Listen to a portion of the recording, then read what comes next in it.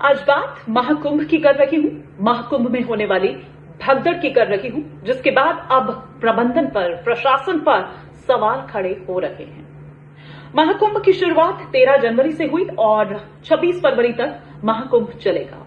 इसे लेकर काफी जोरों शोरों से जो तैयारियां हैं वो भी की गई थी और पल पल की जो जानकारी है वो लगातार आप देख रहे हैं, गूगल के माध्यम से हो, न्यूज चैनल्स के माध्यम से हो, वो तमाम तस्वीरें जो हैं वो आप तक पहुंच रही है। लेकिन 28 जनवरी की रात अचानक से एक अफवाह उड़ती है और उसके बाद महाकुंभ क्षेत्र में भगदड़ मच जाती है। इस भगदड़ में कई लोगों की मौत की भी खबर है और कई लोग घायल हुए हैं जिनका इलाज फिलहाल अभी किया जा रहा है। लेकिन उसके ठीक अगले दिन यानी कि 29 जनवरी मौनी अमावस्या का दिन, जिसके लिए दूर दूर से लोग आए हुए थे। आप देख ही रहे हैं कि महाकुंभ से किस तरह की तस्वीरें सामने निकल कर आ रही है। देश ही नहीं बल्कि विदेशों से भी लोग यहां पर आए हुए हैं। सनातन उनको खींच लाया है, ये सनातन से किस तरह से वो प्रभावित हुए हैं। लेकिन 29 जनवरी मौनी अमावस्या का दिन, और ये माना जा रहा था कि देखिए 144 साल बाद जो ये संयोग है वो दरअसल बन रहा है। और मौनी अमावस्या के दिन स्नान का विशेष महत्व होता है। दान पुण्य तो किया ही जाता है, लेकिन स्नान की अगर बात की जाए तो विशेष महत्व होता है। और इसी को देखते हुए दूर दूर से लोग देश भर से यहां पर पहुंचे हुए थे ये विशेष स्नान करने के लिए। अब आप भीड़ का आलम देखिए, आप भीड़ को इस तरह से समझिए कि अहली सुबह 3-4 बजे का वो वक्त, 4 बजे का, 5 बजे का वो वक्त, जब 3 करोड़ लोग स्नान कर भी चुके थे। तो आप समझ सकते हैं कि कितना ज्यादा वहां पर भीड़ रही होगी। लेकिन जब ये भीड़ होती है, सुबह जो साधु संत हैं, जो महामंडलेश्वर हैं, जो अखाड़े हैं तमाम, उनको सुबह ही स्नान करना था, वही उनका जो समय है वो तय हुआ था। और सबको एक वक्त दिया जाता है, एक टाइम दिया जाता है सबको बराबर बराबर, और उस वक्त में उनको वो पूरी जो प्रक्रिया है वो करनी होती है। और लाव लश्कर के साथ जब अखाड़े निकलते हैं तो अनुष्ठानिक ही स्नान होता है।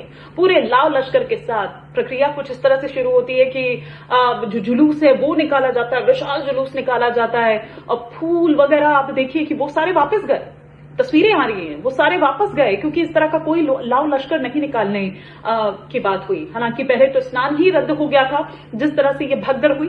लेकिन फिर जो अखाड़े हैं उनकी बैठक होती है, उन्होंने फिर ये डिसाइड किया कि देखिए 144 साल बाद ऐसा संयोग बनता है, ऐसा योग बनता है और इसके लिए इतने वर्षों का इंतजार किया जाता है।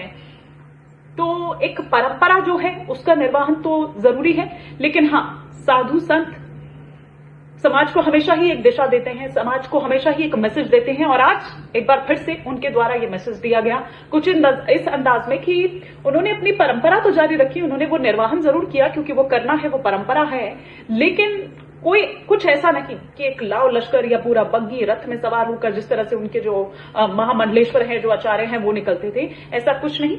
कोई सामूहिक तौर पर स्नान नहीं किया जाएगा। ये खुद साधु संतों द्वारा अपील की गई कि जो जहां पर है यही अमृत धारा हर जगह बह रही है, हर तट पर बह रही है। क्योंकि जो लोग वहां पर पहुंचे हुए थे दूर दूर से, ठीक है, उनका ये सोचना और उनका ये मानना भी वो लाजमी है कि वो जब इतनी दूर से आए हैं तो वो संगम तट पर जाकर ही, उसी संगम नौज पर जाकर वो स्नान करें। लेकिन जब ये भगदड़ होती है, जब इस तरह की अव्यवस्था वहां पर हो जाती है, तो मुख्यमंत्री द्वारा ये अपील की गई कि देखिए हर जगह वही अमृत धारा बह रही है, हर जगह पर तट जो घाट है उनकी व्यवस्था की गई है। तो जो लोग जहां पर हैं उन्हें जरूरत नहीं है कि आप यहां संगम नोद पर आए, आप वहीं पर ही उसी जगह पर स्नान करिए, उसी विधि विधान और उसी पूरी परंपरा को ध्यान में रखते हुए, अपने ध्यान में करते हुए।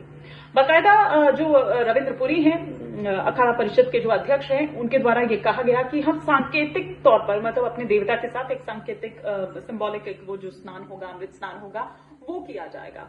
लेकिन आप ये देखिए कि इतनी व्यवस्था वहां पर, जो लगातार तस्वीरें हम देख रहे हैं, मौनी अमावस्या पर तो ये माना ही जा रहा था कि ज्यादा लोग आएंगे। सरकार द्वारा एक अनुमान लगाया गया था कि हर दिन 13 तारीख से शुरू होकर जो 26 फरवरी तक ये चलेगा, 13 जनवरी से 26 फरवरी तक, हर दिन का 1 करोड़ लोग वहां पर पहुंचेंगे, ये एक अनुमान लगाया गया था। और जो शाही स्नान का दिन है, जो विशेष दिन है, ये माना जा रहा था कि उसमें दोगुना चौगुना आप ये मानकर चलिए कि एक अनुमान लगाया गया था। और मौनी अमावस्या के लिए तो विशेष तौर पर तैयारी की गई थी। लेकिन जैसा कि मैंने पहले भी कहा कि सुबह ही इतनी ज्यादा भीड़ थी कि 3 करोड़ लोग उस वक्त तक स्नान कर चुके थे। अब यूपी सरकार ने तो आप ये देखिए कि इसको पूरा एक जिला घोषित कर दिया, 76वां जिला घोषित कर दिया। जिस तरह से वहां पर करीब 4000 हेक्टेयर क्षेत्र में पूरा जो महाकुंभ का जो क्षेत्र है वो बना हुआ है और 25 सेक्टर्स में इसको डिवाइड किया गया है। 56 थाने हैं, 144 जो चौकियां हैं वो बनाई गई है। सुरक्षा बलों को जो 40,000 जवान है वो तैनात किए गए हैं।